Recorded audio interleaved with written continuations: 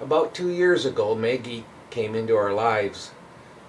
She was a rescue dog, and she was originally in Ohio. Um, the rescue mission was in South Bend, Indiana, and that was 4 hours away. And we drove down, and they wanted us to take Maggie because they thought she was a problem dog. And we don't think so. She's such a lovable dog.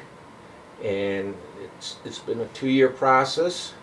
There's still more to go, but I think you'll be encouraged how much Maggie has grown since she's come to live with us. When she first came here, she was very wary and almost fearful of being picked up, being touched, being held. It was difficult to get a leash on her. It was almost as if any physical contact was frightening for her. So we took things very slowly. She bonded much more quickly with Scott than she did with me. We've been wondering if perhaps it was a woman who might have mistreated her in the past, if that's the source of her anxiety. But in any case, we didn't push anything. We didn't scold her. Even if she made a mistake, she wasn't house trained.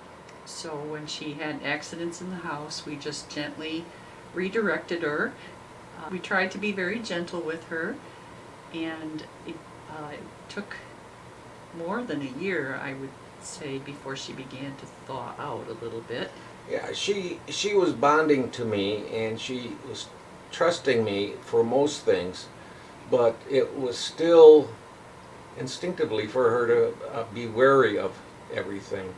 The way that I wouldn't say train a dog, that's the wrong way of doing it, but the way that I learned how to work with animals is by having them wanting to do things for me. Oh, we taught her to sit and stay, the basic parlor tricks.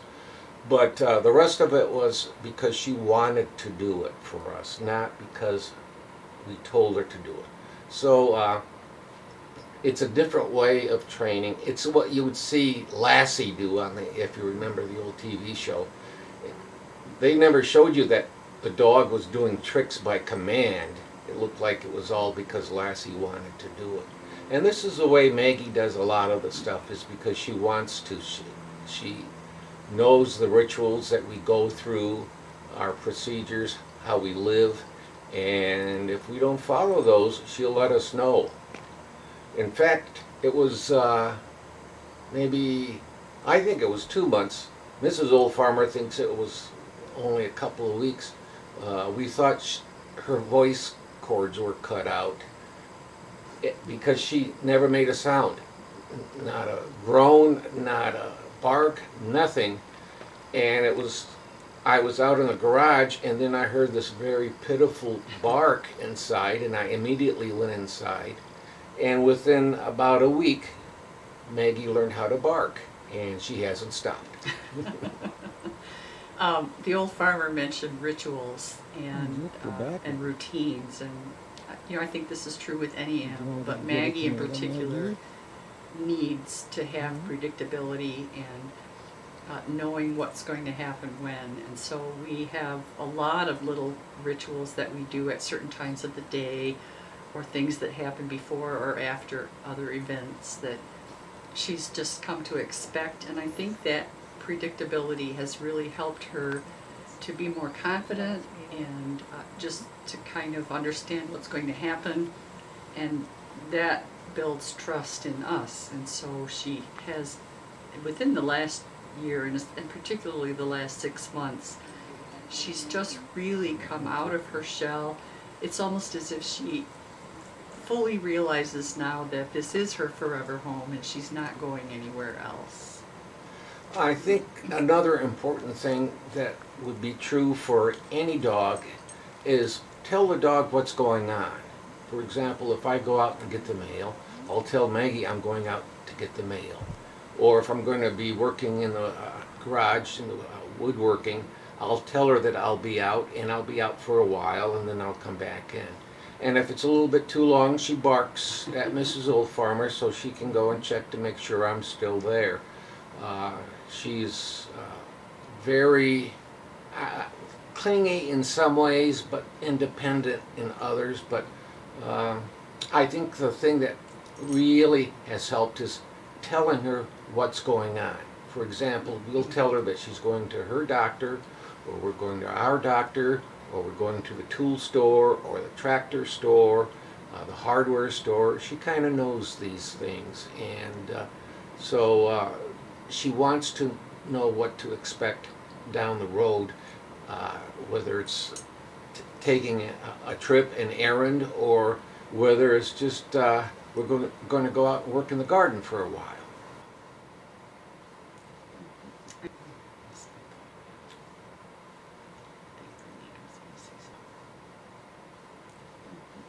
And I think even if she doesn't understand the exact meaning of, you know, if we say we're going to such and such a store, I think because the tone of voice and the fact that we do it every time, she knows we're telling her that something's going to happen. And again, I think that just reassures her and gives her confidence.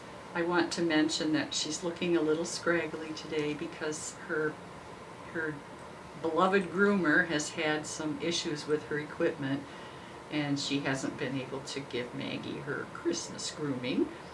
So I think she'll feel a lot better when she gets that taken care of, won't you? I think she will. And one of the things that we didn't expect, and each dog is different. Our previous dog, Mimi, loved green beans. She would even go out to the garden with us and just wait for Mrs. Old Farmer to get her a green bean. Well, with Maggie, it's tomatoes. She loves her tomatoes. It's her most favorite treat that she can have. And in fact, even in the wintertime, she'll go out and kind of hopefully look around the garden for one last tomato. So luckily we have frozen up some cherry tomatoes, and we also stop off at the store and pick up a batch of fresh cherry tomatoes for her. And she just absolutely, it's got to be her favorite treat. There is some dog treats that she absolutely likes, but no comparison with tomatoes. She loves her tomatoes. And so That's okay. it continues. I think each day she gets better. I tell her every day that she's a good dog. I even point out where she's a good dog so she knows that she is doing the right things. And I think that makes her feel secure that she is now part of this family, and she wants to participate with what we're doing. And Mimi was just so loved, and we were devastated when she passed away. What, Amy? No, stay there. Stay there. No, stay there. Good girl, stay there.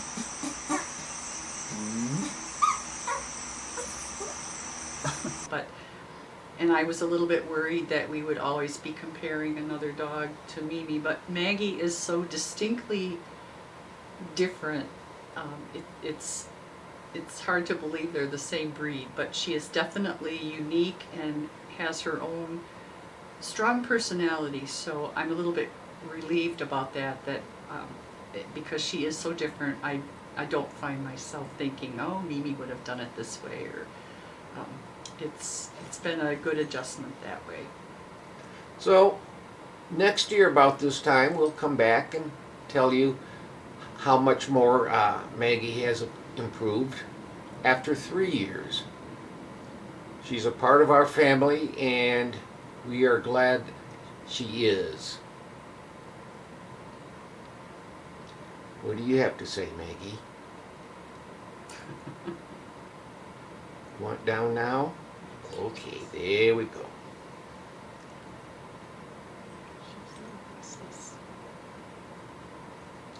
Good girl. Good girl. You just wanted to be in your own seat.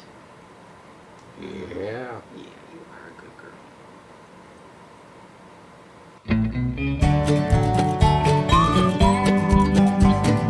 Before we go, it's important to quickly mention for all who are visiting to subscribe, ring the bell, leave a comment, and share with friends and family. Now for the most important part.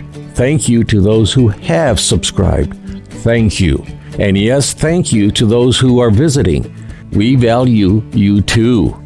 We're trying to reach 1,000 subscribers so that we may receive a pittance from YouTube to cover expenses.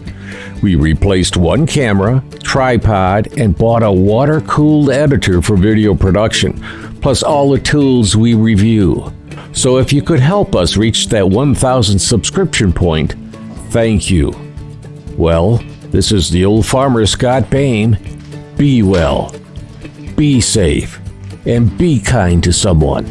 Don't forget to click like and click subscribe on the Old Farmer YouTube channel. And thanks again for watching. Bye.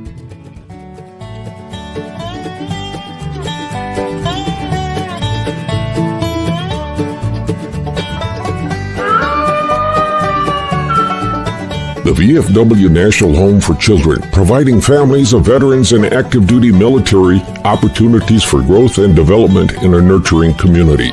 Please consider a donation to help their children and families. I.C. Rhodes speaking.